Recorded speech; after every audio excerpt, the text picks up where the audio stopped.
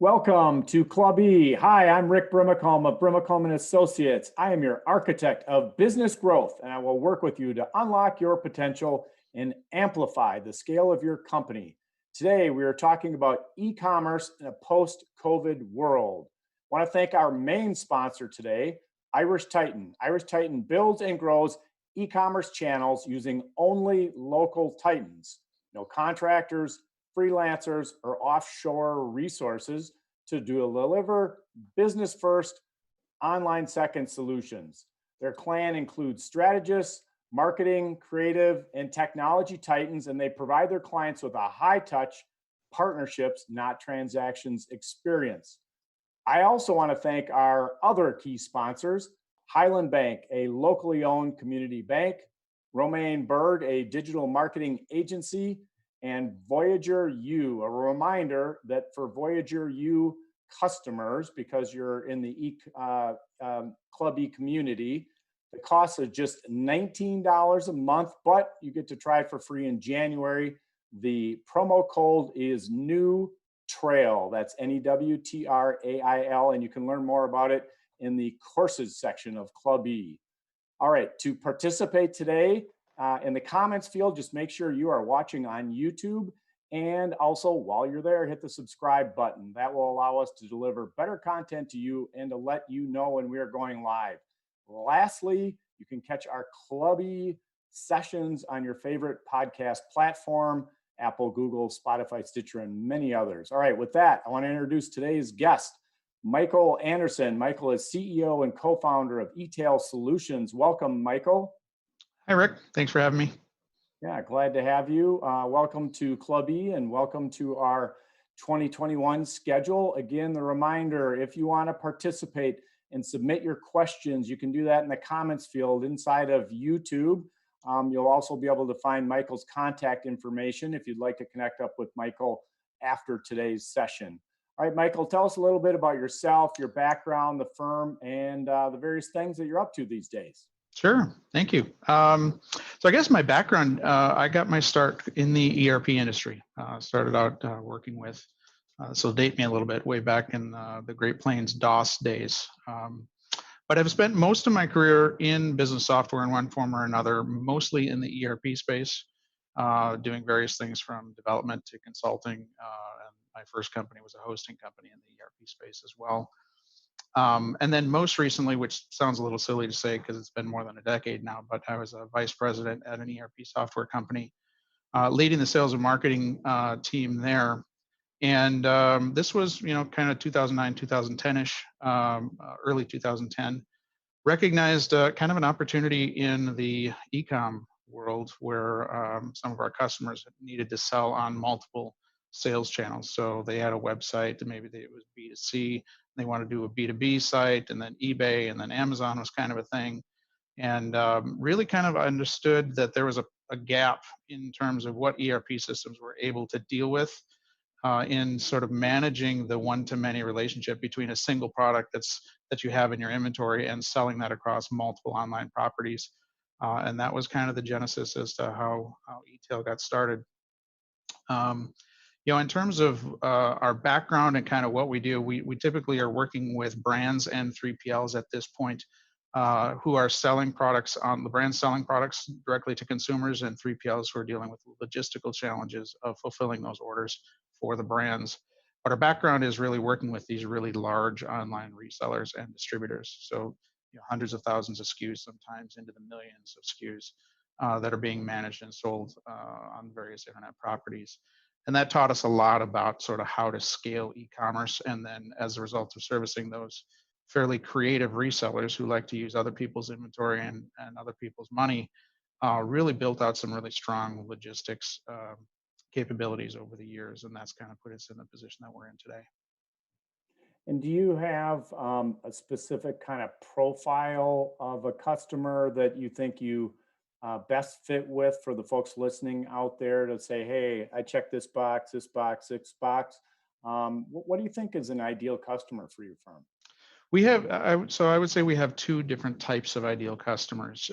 What we focus on right now is managing the digital commerce channels. So that could be Amazon, eBay, Google, Walmart, Shopify, which, you mentioned Irish Titan. We worked with them on a project. Fantastic firm. Darren and his group do a really nice job there. So it could be managing the front end in terms of providing the catalog and the pricing and availability, publishing out to these different channels, and then the order management. So it's really anybody who's selling online and needs help managing all of those properties in a more streamlined way. That's sort of the brands that we're dealing with. And then on the other side of the equation, because of our abilities on sort of the distributed logistics side of the world, which I can get into in a little bit, we've been really helping 3PLs who are trying to service their customers who are going direct, and dealing with inventory availability across maybe multiple sources of inventory, and they need distributed order management and things like that as well. So I would say either one of those are an ideal prospect for us. Okay. And then on the work front, and kind of you and I connecting prior to today, and we've had some interactions in the past, and thank you again for joining us here today. Appreciate that. Mhm. Looking back at your career, obviously business development is a strength of yours, comes out in terms of the product as well. When did you realize that that was one of your strengths, and what have you done over the years to hone that skill? I would say I kind of backed into it, maybe is the way to say it. I got my start really on the more technical side. Actually, so I got a marketing degree, but then went out and started doing accounting system implementations and worked for a couple of consulting groups prior to starting my first company, um, really implementing ERP systems. And ERP systems really, they run the back end of the business, right? So it's inventory management, order management, purchase order management, general ledger, bank reconciliation, ARAP, all of those types of things. And so it taught me a lot about sort of the just how business works, really from a transactional workflow standpoint and so forth. And when I would have to go in and implement these systems, it required sort of getting up to speed pretty quickly. And so, I think I kind of found that I ended up maybe doing okay in the business development side of the world just by asking a lot of questions. And I found that by taking a very sort of consultative approach to interactions, it helped me to understand sort of where the challenges in the business were. And usually, when you identify what those challenges are, particularly when somebody has an understanding of where they want to go over the next 1 to 3 years, it opens up opportunity, right? So in the middle of difficulty lies opportunity, as Einstein said. So I find that just asking a lot of questions generally tends to open those doors. The other thing is, I've come to make peace over the years with the fact that I kind of look at things a little bit differently than maybe others do. And so, it took me a while to kind of come to terms with that I kind of see things a little bit differently, maybe. But I also, I learned that I needed to approach these different opportunities and not assume that other people saw things the way that I did. Because sometimes when you're, and I know this from my own business, even when you're in the middle of doing business every single day, you don't have that outside perspective. And so I find that asking a lot of questions and that generally drives the opportunities. And then volunteering opportunities or volunteering thoughts and ideas in terms of how people could move forward tends to open up opportunities as well. Mm, great. Yeah, thanks for sharing that. Again, reminder to everybody that if you want to ask a question of Michael or would like to have something inserted into our conversation today, you can put a comment into your YouTube platform. In addition, you can see Michael's email address there, and you can subscribe to the Clubby group. So please do all those if you would like, and would enjoy having you as part of the conversation. Michael, eTail Solutions has built up some expertise in e-commerce operations and logistics. Why does your experience in those areas with your clients make this topic so relevant today? It's a good question. So our background again was working with these really large, I guess I would call them online distributors. These were folks who, as a demographic, if you were to look at anywhere from sort of Amazon top 10 sellers up to maybe Amazon top 2000, that's what our typical demographic historically would kind of fit into. And in working with these organizations, we had to build tools to solve some pretty complex problems. And for many years, it was very much focused on those resellers. But the market has been shifting, right? And so the brands are starting to go direct, and the logistical problems that they're experiencing are being amplified. So, for example, over the last 5 years or so, the average growth of e-commerce as a percentage of total retail GDP has been like 14.7%, so almost 15% as an average. In 2019, that was 16%. Then 2020 happened, right? And we're all aware that of the impact that that's had on e-commerce. And I've seen statistics that were people that are projecting it. It went from that 16% in 2019 to maybe even as high as 34%. Now, I personally think that number is going to back down a little bit, but um, no matter which way you look at it, the drive for e-commerce has, we've accomplished more in the last year, really, in terms of the progression of e-commerce and its role in retail than has been accomplished in the previous 10 years. And so the need for people to figure this stuff out and do it fast has been amplified greatly, I would say. Now, you've mentioned COVID as kind of a tipping point along Mhm. the e-commerce journey here. As a solutions provider in e-commerce, what trends were you seeing pre-COVID, and has COVID changed any of those trends? And then looking forward, do you think those trends will continue into the future? Yeah, I mean so the first 8 years of our business, so call it 2010 to 2018ish, I would say the predominant folks that we were servicing anyway was were really these resellers, as I mentioned. So people who had the large catalogs selling on a lot of different channels. We knew that there was going to be a shift in the market, and we knew that brands were going to start getting more involved in selling direct to consumers. We started to feel that probably about 2 years ago or so. And so that's one trend for sure that is really changing sort of the landscape within the e-commerce world, because these really large online distributors who are effectively reselling other people's products are starting to lose large chunks of their business. So who is selling is one of the predominant changes. Brands are now having to get a lot more aggressive about figuring out what their direct to consumer strategy is going to look like. And interestingly enough, you'll get these really large, globally known brands even who have never sold direct to consumer before. They're used to selling to retail big box stores or to distributors or whatever, but now they're trying to figure out D2C themselves. And they're dealing with all the same challenges that resellers have been dealing with for more than a decade now. So we're seeing brands going direct. The other thing that is, I would say, a very major trend right now, I don't know if it's a trend as much as a need so much, is the fact that, Amazon is, we've all known this, everybody's heard of the Amazon effect, right? And the expectations that Amazon is sort of setting with consumers. And as consumers, when we go onto Amazon and we flip that Prime badge and we get products within 2 days, we love it, right? I love it. I'm guilty of that just like anybody else. As a solution provider in the space, trying to help brands solve for that very same problem is very challenging, because the consumer doesn't just say, hey, you know what, I'm on Amazon, I expect products in 2 days or less, and now I'm going to go to a different site and, oh, you know what, no, 5 days is okay. That's just not the way it works. We bring with us all the baggage, right? All of our expectations as consumers. And so now brands are having to figure out, how do I meet the enhanced consumer expectations? And Amazon continues to push the envelope to, next day, and now even same day if you're in market.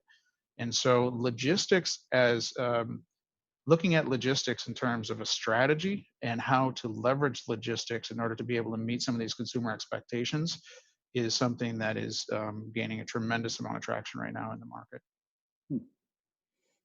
That's important for a lot of our listeners to hear. So thanks for covering that. Mhm. Hey, for folks that are tracking work that they're already doing, what would you consider to be the most important metrics that your clients are focused on from an e-commerce perspective? And you see any of those metrics changing as we go forward? Well, I think it depends a little bit on who we're talking about in terms of our customers. If we're talking about the 3PL partners that we work with, it's largely about how quickly can I get clients up and running. So we serve as sort of an internal, call it an integration platform for them. They onboard a new client and they need to add 3 or 4 sales channels for a client and accept the inbound orders and ship the orders and so forth. So for them, it's largely about on-time shipping and the volume that's coming through and making sure that's nothing is slipping through the cracks because they're servicing their customers. For the brands and the resellers that we service, most of their focus from a metric standpoint is centered around sales and the related metrics that drive sales. So oftentimes that's a number of listings that are out there, particularly active listings, meaning how many of my listings do I actually have inventory for? Planning and forecasting inventory availability, particularly when you're selling across multiple online channels, can be a fairly tricky thing to do. And so stockouts become very, very costly, particularly for your A items or your fast movers. And so making sure that they've got appropriate stock levels for those fast moving products and that they've got those products appropriately spread out whatever their fulfillment footprint is going to look like is probably where they spend a lot of their time. Right. Hey, talk a little bit about the last year. We've talked about COVID a couple of times. How about as it relates to your company, eTail Solutions? What has the last year been like? What have you had to work through? And overall, what does e-commerce look like? Hmm. Well, this last year for our company anyway, I guess I got to figure out how to say this delicately, but I mean, e-commerce overall, I don't think it's any secret it just went through the roof, right? Yep. So our business model overall is that we partner with our customers, and there's a small piece of every transaction that flows through our platform. So financially, 2020 was a very good year for us. We're blessed and we're thankful. We were in a I guess a good position when COVID happened to be able to help our customers to be able to scale without having to our customers didn't have to make any significant investments in order to be able to meet that increased demand. So that was good. E-commerce overall, as we've already discussed, is that whole landscape has changed dramatically. One of the examples that I give, and we've seen that as a percentage of overall retail sales, right? E-commerce is now making up a much larger percentage. We'll see what all of the numbers actually come out to, but a part of that is not just that people are buying more online. There's of course people are hesitant to go, especially early in March, April, May timeframe. People didn't want to go to stores, right? So there's a necessity aspect to that. And the necessity aspect of COVID, what happened was a lot of people started to learn that they could buy in new ways, right? So it's first of all new audience or new people buying. So particularly folks, elderly folks, and there's a number of different audiences that historically didn't buy a whole lot online. That now all of a sudden realize, oh wait a minute, this isn't as hard as I thought it was, and boy, that's awfully convenient. That's nice. But then there's different ways of buying. I give the example of, I used to always want to go to a store to try on jeans. And then COVID hit and I realized I need to get more jeans in my wardrobe because I'm working from home all the time. And so I went and tried. So even being in the space and working with Amazon, I'd never tried Amazon wardrobe before. And go on there and you pick 8 items. They send it to your house. You only keep what you want. You return what you don't like. And it was just an awfully easy and convenient way for me to purchase. And I don't think I'm alone in that. I think there's the people that are buying and the frequency has greatly increased. So I think that e-com is, we haven't seen the last of this, and I hope that there's never another pandemic like this. But I think that we're going to see that e-com is going to continue to grow at a pretty aggressive rate, in comparison to years past. All right. How about early takeaways from the holiday e-commerce 2020 season? Any early indications, any anecdotal info you'd like to share? It's a little early to get a lot of information, but maybe you're seeing things from the inside. Well, we do see, I can speak more from a relative term in terms of our customer base, right? I don't know. A lot of the industry stats aren't even out yet, but for our customers, when I look at what happened over 2020, the best months that we saw, sort of if we're going to take it at a macro level, not drill into individual accounts, March, April, and May were the best months of the year, which absolutely sort of breaks the mold, right? Normally it's Q4. And when you look at Q4, it was a very strong Q4. Um, but interestingly enough, in terms of total volume that went through our platform, it was March, April, May that were the highest months. But still, 2020 Q4 was the best Q4 that we've ever seen. So Fabulous. anecdotally, I guess that's what I can share. All right. Hey, you've touched on a couple of different things here. You got COVID driving new consumers. You got COVID causing old e-commerce consumers to just do more. And so people have gotten more active. And you also mentioned Amazon Prime. So how have you seen the impact of the consumer journey in terms of what consumer expectations are? Hmm. Well, I think there's a number of things to keep in mind, and it's interesting to sort of process what happened with COVID. Um, we knew statistics even going into this year. I think it was if I remember right from one of our previous presentations that we did, it was around 87% of consumers were pre-shopping before they went and looked, in a retail environment. And then, beyond that, they were so 87% were looking ahead of time before they would go anywhere to actually purchase. And then we're also seeing, what was it, 55% when we were working with Google on a couple of things. 55% of those customers are spending a significant amount of time at the top of the funnel doing product research even before they make a decision to buy.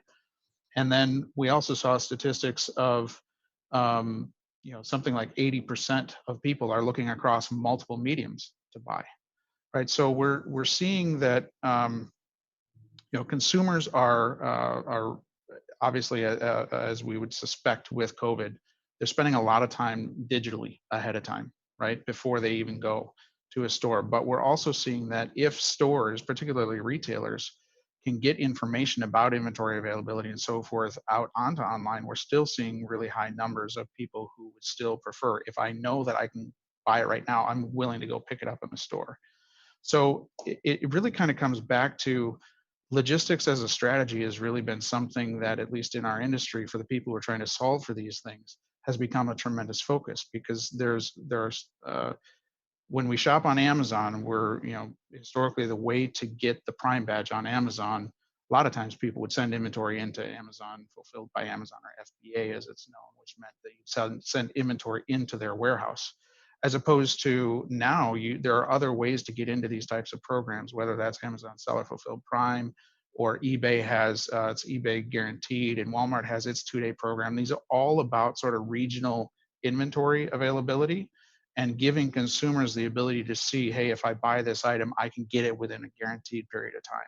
So it's a guaranteed shipping program, which means that as a brand or a retailer or a reseller, you've got to figure out ways to get that inventory a lot closer to the consumer, and in order to be able to meet those demands. And so this whole topic of how do you look at expanding your fulfillment methods and your inventory to be able to get that product to the consumer faster is a big driver of conversion rates.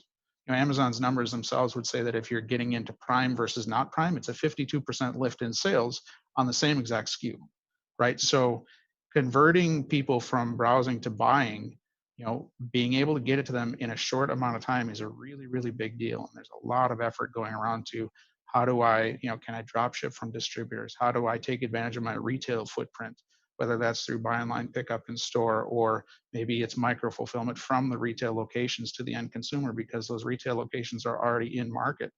There's a lot of those types of discussions going on, and people are trying to solve for those problems. All right, great.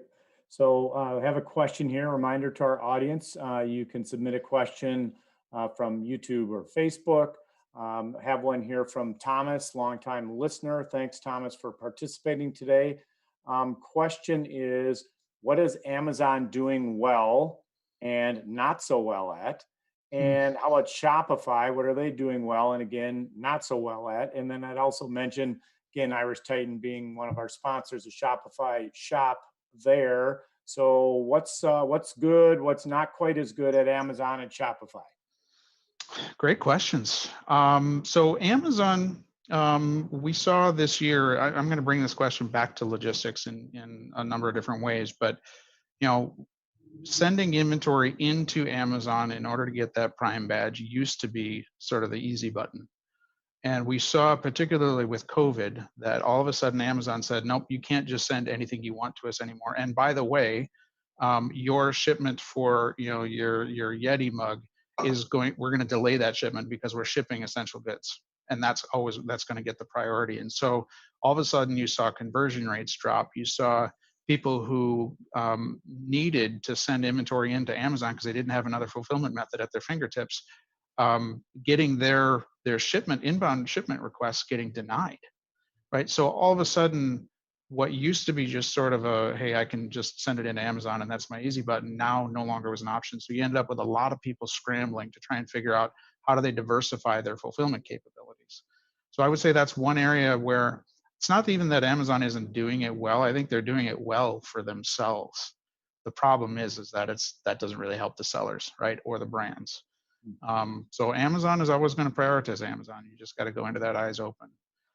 Shopify has really, really just blown up over the last couple of years. Actually, the client that we have in common with Irish Titan is running a Shopify site, and that's gone very, very well. It's a wonderful tool set in terms of making it fairly straightforward for somebody to be able to implement a platform. It's got a wonderful ecosystem. They've done really, really well in terms of helping brands and sellers to be able to stand up a site, leverage all sorts of ecosystem related tools and companies like Irish Titan to help them sort of manage that site or get it up and running and so forth. I know that we're doing some pretty interesting things as it relates to leveraging some of the capabilities within the Shopify API. So I would say Amazon and Shopify actually are the most robust integrations we have, because they've got so many extra little things that we can do.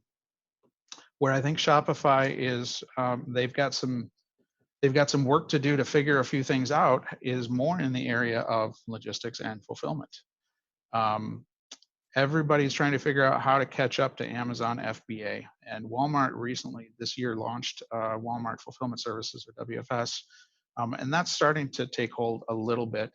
But Shopify and eBay and Google have all taken runs at trying to put together their own fulfillment networks, but none of them want to invest the capital to build out their own warehouses and have their own staff to do that. And so the very nature of trying to put together a fulfillment solution means that they're going to try and work with several different 3PLs and put together a 3PL network and get that network to behave in a way like Amazon FBA does, which has its challenges, and those are challenges actually we love to solve. But I think that there's going to be a lot of growth in that particular area, just because the conversion rates of being able to get the product to people within a guaranteed time frame, it's such a critical component to increasing those conversion rates and driving sales. So that's going to be an area that they've got to spend more time and energy figuring out. Okay. Another question from the audience from Steven, and we're going to stay on Shopify here. Are Shopify's fulfillment efforts coming to fruition? Um, so I have to be careful because I am under NDA under this particular topic. Yeah, and just to be clear, I'm not asking for you to do anything that wouldn't be found in the public Sure. domain. Okay, so what I can say is that to date they have partnered with a couple of 3PLs, and that they have figured out some ways to deal with some of these challenges by working with their 3PL partners.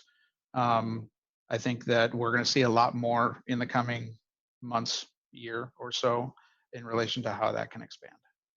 Okay, all right. Hey, let's jump back to consumer journeys and consumer expectations.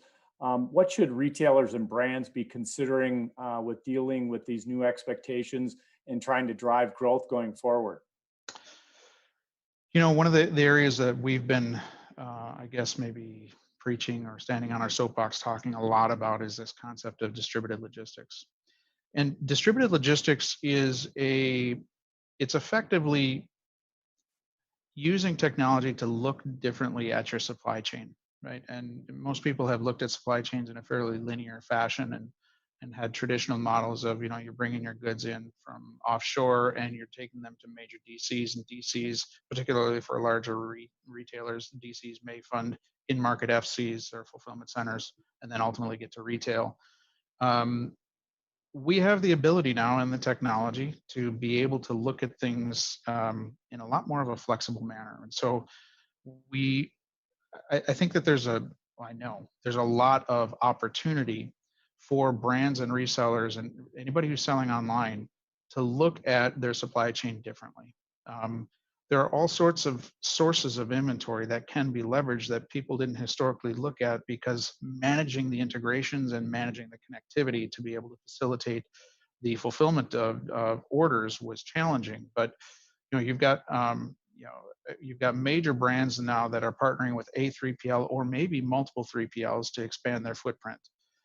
You've got we've got a customer right now who is also leveraging a distributor they've had relationships with for years, who has a nice footprint in the United States. And distributors, historically, a lot of times are servicing resellers. So they're providing the product to resellers who are then turning around and selling it online. But as brands are going direct, these distributors have a major decision to make of who is my customer. And if they pivot and they focus on the brands as being their customers and help the brands figure out how to do D2C, as opposed to sticking their head in the sand and saying, no, I'm just going to serve my resellers, I can't compete with my resellers. If they focus on servicing the brands, there's a lot of opportunity for distributors to provide 3PL like services to those brands. So you've got distributors jumping in the mix, you've got 3PLs jumping in the mix, you've got retail locations. The project that we're working with Irish Titan on is a regional retailer who has 80 plus locations. And initially the objective was to stand up the website, and the second step of that is, how do we ship to store, right? So to look at buy online, pick up in store, or at curb, depending on the current state of affairs, right? Or even shipping out of retail locations. And so combining catalogs to be able to see inventory at any possible endpoint and leverage that inventory to expand your overall footprint is a big area of opportunity. And it's one that's a lot of people are trying to figure out right now. Great. Hey, a reminder, we've got a little bit of time left. If somebody wants to ask an additional question, please put it in the comments field. Again, you can find Michael's email address there. And while you're there, also hit the subscribe and like button. Okay, so ramifications for retailers and brands that don't meet these expectations. So stakes, are they higher? Are they lower than in the past? What does this all mean to the brands and retailers? Yeah, they're definitely higher. I mean, there's no question that they're higher. The other factor that you've got going on right now is, unless you have already figured out how to be a destination brand. So I'll use that example of like Yeti again, right? Company like Yeti is a destination brand. People are looking for those products by name, right? When you reach that status, it's a little bit of a different ballgame. But for a lot of smaller brands, the competition is absolutely fierce, particularly with sort of digitally native or digitally first brands, whatever you want to call them. People who are working with offshore manufacturers to compete products that can go toe to toe with a major name brand. The consumers right now, because the more people are shopping online and doing their research online, and we all know the power of the advertising capabilities across Google and Facebook and some of these other interfaces that people are spending all this time on.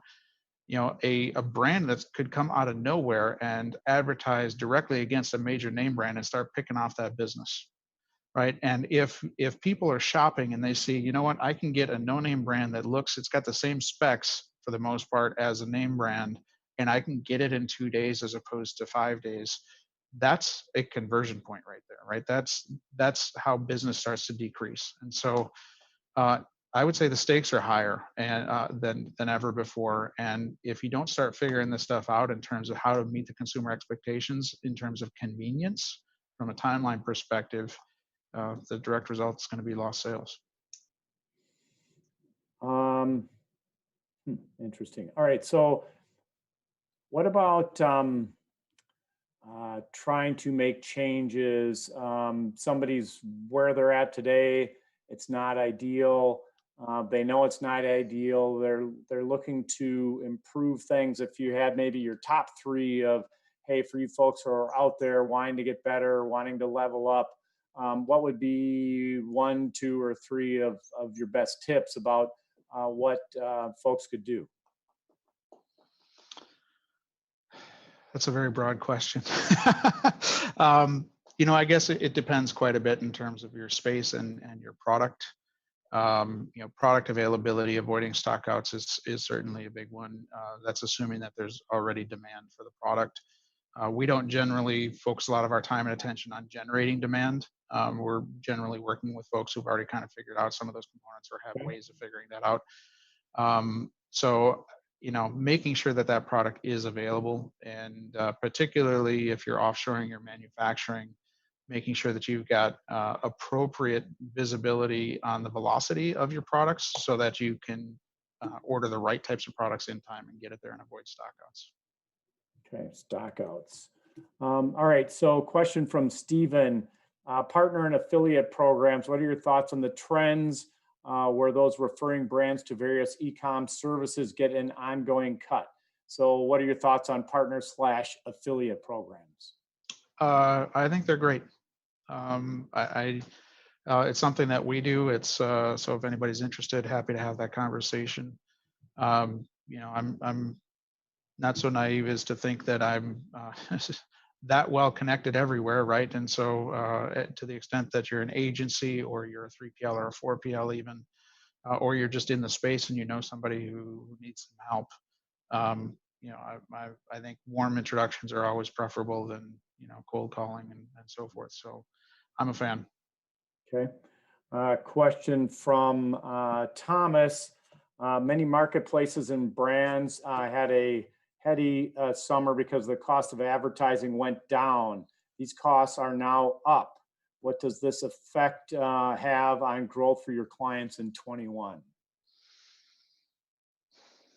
I wish I could answer that, but to be honest, I don't know that I really have any stats that are going to be very helpful for that particular Okay. area. Again, we focus a lot more on sort of the e-com operations, which is the inventory control and the order fulfillment and so forth, than we do on the front end or the marketing of the products across these properties. Okay. Question from Matt. As you look forward, say 3 to 5 years, what trends do you think will be on our radar then, but aren't quite here today? Hmm. Well, I think quite here is, I guess, maybe what I'll lean on there a little bit. In other words, I think we have to have some indicators to be able to answer that question intelligently. But I think one of the things that we're going to continue to see is diversification of sales channels, and particularly for brands. Um, Amazon is, both a blessing and a curse in many different ways. I think I saw statistics in 2019 was that in terms of direct to consumer, Amazon was over 50% of total direct to consumer business online. And that's scary for a lot of people. And brands get really, really attracted in the early days to the big POs that Amazon can sell if a brand is going to sell 1P through Amazon. But that's becoming more and more scary as Amazon continues to ramp up its own private label and so forth, or private labels, I should say. And so diversification is something that resellers have been trying to do for years. And now as brands are really going direct to consumer, it's becoming more and more apparent that they've got to look at how they get their products online out to many different properties and sort of diversify some of that risk. Okay. As we kind of aim to the finish line here, again, reminder everybody, please hit the subscribe and like button. Michael, was there a lesson that you learned earlier in your career that you would have liked to have learned even sooner? So is there something that you're really utilizing now as a piece of advice or lesson that you wish you had picked that up earlier in your career? Well, I think I don't know if you talked about it on previous episodes, but One book for sure I wish I would have been introduced to earlier is Traction, and it's entrepreneurial operating system. I know it's a very, very popular book that's out there. It's not only good from sort of a business alignment perspective, but I think for me personally, one of the bigger things that I learned out of that and took away from it was, and I wish I would have gotten sooner in my career, was sort of a little bit more peace about who I am and how I'm wired. In that book, I think Gino Wickham, I forget exactly, Wickman, thank you. He talks about the difference between integrator and visionary, and the integrator was who I thought I was and thought I had to be. And it's the person who kind of is the hub of all the activity and is keeping everything organized and keeping everybody going on the right track and so forth.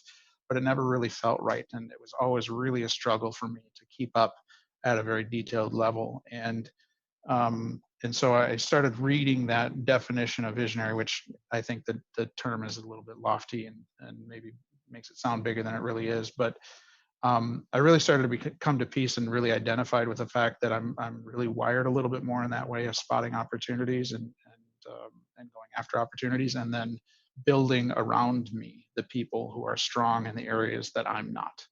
And particularly for me, in the way I'm wired, I need people who really can manage details well. And I think once I started to understand that, my life started to get a little bit easier professionally, and I started to at least allow myself to focus in the areas where I feel like I have my natural strengths, and then again build and rely on the people around me for the other things. Yeah, absolutely, and certainly self-awareness is the first step. So we love at Club E and our Brimacombe Capital portfolio companies. We love the Traction book and EOS, and we're using it at several of our portfolio companies. We've talked about it a number of times at Club E. I have a variety of folks that can help any of you people out there if you'd like to talk to an implementer of EOS. I have various folks in our network that can help with that. So I'm with you 100% there, Michael. Hey, as we look at our talk today, is there one key takeaway you'd like the audience to bring with them regarding this topic? And if so, why do you feel that way? Well, I guess if I were to make the assumption that the takeaway was going to be related to sort of selling online, I, I I would really point people back to this concept of really look deeply at logistics as a strategy. And too often order fulfillment and how I get the product to the consumer is looked at as an after the sale function, right? And it was kind of an afterthought for many, many, many years. And what we're seeing now through these various programs online is that it actually is going to help you increase sales just from a conversion standpoint when people know that they're going to get product within a certain time frame. And so figuring out how you're going to meet those consumer expectations and leverage your supply chain as an asset as opposed to an afterthought is where I would encourage online sellers to spend a lot more time focusing on and digging into. Okay, so I have to ask, so you said if we were talking about e-commerce and logistics as a strategy being your answer, if we said, okay, away from kind of the nuts and bolts, what would you like the takeaway to be for the audience? You're assuming I had one, but Okay. no, honestly, I think actually one of your last questions probably would be it. I think, I guess being a bit introspective here, I wish I would have understood and made peace with the fact and how I was wired, how God created me a lot sooner. And I think that that's professionally speaking, that's something that everybody should be really in touch with, because to the extent that we understand how we're wired, how our creator created us and for what purpose, and we have the passion that aligns with our skill sets, then it comes back to that cliche phrase of you'll never work a day in your life, right? And I think that too often we try and focus on our weaknesses and we try and focus on the things we need to improve on. And that doesn't mean we're off the hook for those. We certainly should do that. But I think we need to make peace with how we're wired and really focus on how do we leverage that strength, because it makes everybody else around you better as well. All right. Great. Thank you very much, Michael. Enjoyed having you. If you'd be willing, love to have you back. You bet. It was a good conversation today. Thanks for sharing. And again, look forward to talking to you again. Thank you. All right. Thanks a lot, Rick.